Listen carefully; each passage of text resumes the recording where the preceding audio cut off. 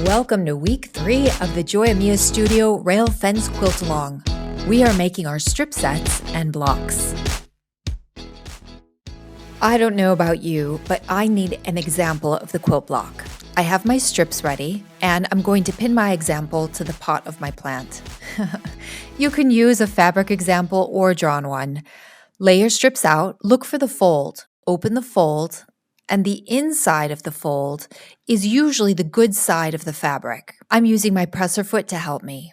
Take the second strip, look for the fold, open the fold, and indicate the good side. This time, put the good side facing down. The strips should be laying good side to good side. Line up the edges of the strips and pin together. The edges of the fabric should be aligned. Be careful they are not crooked. You really want them flush. You can pin all the way down or align as you go. It depends on your skill level.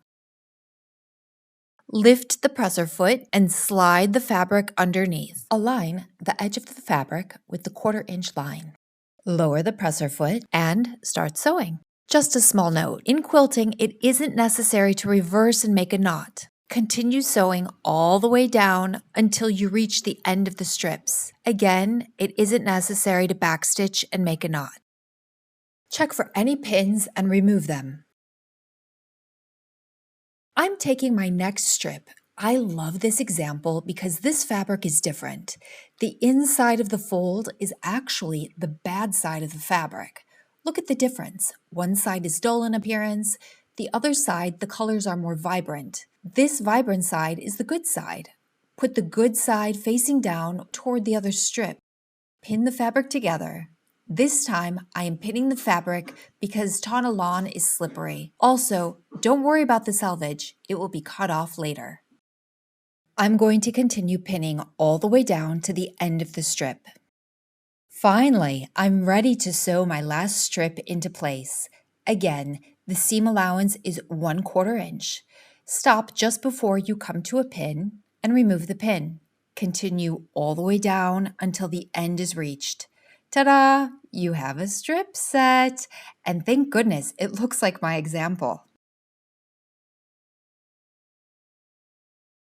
For this step, don't open the seam just yet. First, set the seam by pressing it. Then set the seam on the other side. Once the seams are set, finger press open the seams. You might be able to skip this step of finger pressing and go straight to the ironing. It depends on your fabric. With the iron, press open all of the seams. Once they're pressed open, flip over the strip set, spray with some starch, and press. It is important that the strip sets are pressed because it will make it so much easier to cut the blocks. The quilt block will look like this example. First, let's cut off the selvage and start with a clean edge. Align the fabric to the grid on the mat. Smooth it out. Check the alignment of the edges. Now count 6.5 inches. Align the ruler with the mat and slice at the 6.5 inch mark. Voila! Let's do another one. I count 6.5 inches again. The fabric is aligned with the mat. My ruler is aligned with the mat and fabric, and slice. Keep going until you have cut all your blocks for your quilt size. The amount of blocks are indicated in the rail fence quilt pattern. Once all your blocks are cut, look at the rail fence pattern. Count the blocks for 1 row. Clip them together or pin them together. And repeat the process until you have all your blocks grouped for each row. Now you're all ready for next week.